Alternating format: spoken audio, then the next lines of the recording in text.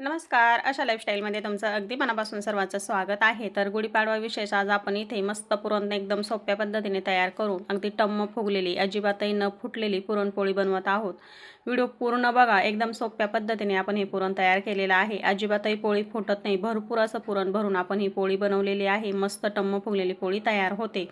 तर बघा, आता आपण इथे पुरण बनवण्यासाठी हरभरा डाळ घेतलेली आहे. तर विकतची हरभरा डाळ घेतलेली आहे. आता आपण ही भिजत घातली होती. 2-3 पाण्याने डाळ स्वच्छ अशी धुवून घेतल्यानंतर ह्या वाटीने मी बरोबर 2 वाट्या इथे हरभरा डाळ घेतलेली आहे.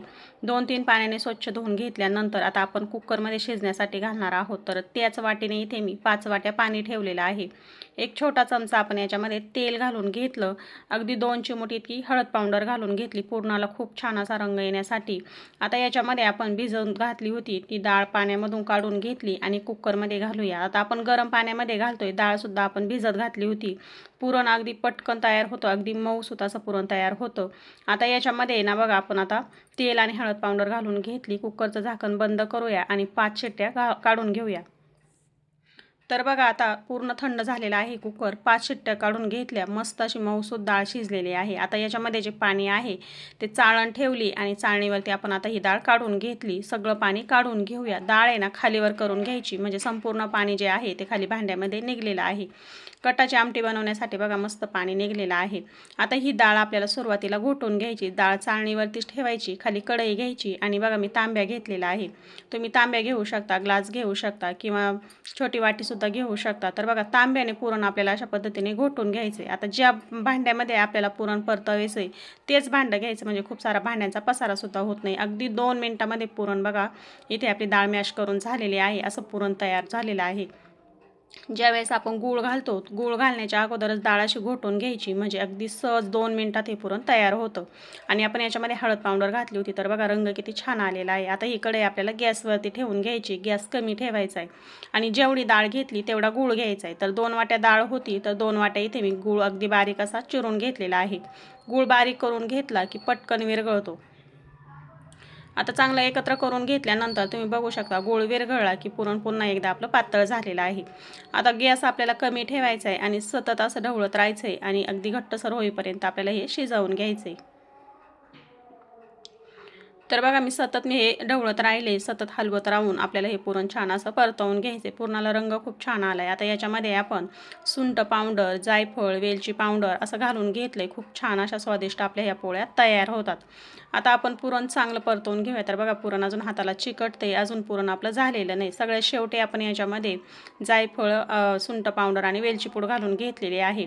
आता हे सगळं छान असं एकत्र करून झाल्यानंतर पुरण चांगलं दाटसर झालेलं आहे. चांगलं मस्त कोरडं झालेलं आहे बघा. आणि अगदी मऊसूत झालंय. पुन्हा पुरण वाटण्याची अजिबात गरज नाही. 2 मिनिटात आपलं हे पुरण तयार करून झालेलं आहे. पुरण परतून झालं का आता दुसऱ्या भांड्यामध्ये काढून घेतलं. पुरण थंड करून घ्यायचं. थंड झाल्यानंतरच आपल्याला पोळ्या बनवून घ्यायच्यात. ज्यावेळेस डाळ घातली होती त्यावेळेसच मी सुरुवातीला पीठ भिजत घातलं होतं. पिठामध्ये मी थोडीशी हळद पावडर घातलेली होती. आता आपण एक वाटी तयार करून घेतली. जेवढं पुरण घेतलं त्याच्या कमी आपल्याला गव्हाचं पीठ घ्यायचं आणि छान असं पुरण भरून असा एक उंडा तयार करून घ्यायचा.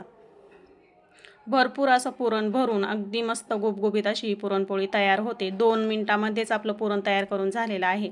पुरण बनवण्यासाठी अजिबात आपल्याला जास्त वेळ लागलेला नाही.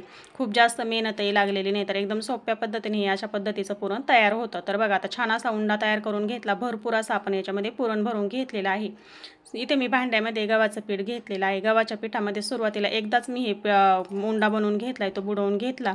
पुन्हा पुन्हा पीठ लावायची सुद्धा गरज पडत नाही. आता छान अशी एकसारखी आपण ही पोळी लाटून घेऊया. कडेंनी मध्ये अशी चहूबाजूनी सारखी आपल्याला ही पोळी लाटून घ्यायची, म्हणजे याच्यामध्ये जे पुरण भरलंय अगदी कडेपर्यंत असं पसरलं जातं आणि पोळी खायला खूप छान लागते. आता तुम्ही बघू शकता मी अगदी मस्त अशी मोठ्या साईजची पोळी बनवून घेतली, पण कुठेही फुटलेली नाही. भरपूर असं आपण याच्यामध्ये पुरण भरून घेतलंय. चला आता आपण ही भाजून घेऊया. गॅस आता इथे मी मध्यम ठेवलेला आहे. गॅस फुल ठेवायचा नाही किंवा खूप जास्त कमीही ठेवायचा नाही. गॅस मध्यम ठेवायचा आणि मध्यम गॅसवरती छान अशी आपल्याला ही तेल तूप लावून ही पोळी छान अशी भाजून घ्यायची. खूप जास्त लालसर करायची नाही, खूप जास्त गव्हाळी पण ठेवायची नाही. तर बघा किती मस्त अशी गुबगुबीत आपली ही पोळी तयार झाली.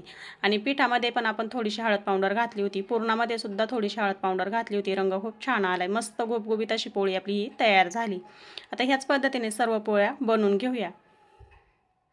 तर ह्या पद्धतीने तुम्ही पुरण नक्की तयार करून बघा आणि खूप सोप्या पद्धतीने पुरण कसं तयार करायचं याचे भरपूर असे व्हिडिओ आपण चॅनलवरती अपलोड केलेले आहेत. तर चॅनलवरती नक्की बघा. तर खूप असे व्हिडिओ आहेत की जे आपल्याला खूप जास्त मेहनत न घेता झटपट असं पुरण तयार करायला खूप मदत होते. सणासुदीच्या दिवसामध्ये पुरणपोळी म्हणलं की असं वाटतं खूप वेळ लागतो, खूप झंझटाचं काम आहे. तर मग खूप सोप्या पद्धतीने आपण पुरण कसं तयार करायचं याचा व्हिडिओ अपलोड केलेले आहेत. चॅनलला नक्की भेट द्या.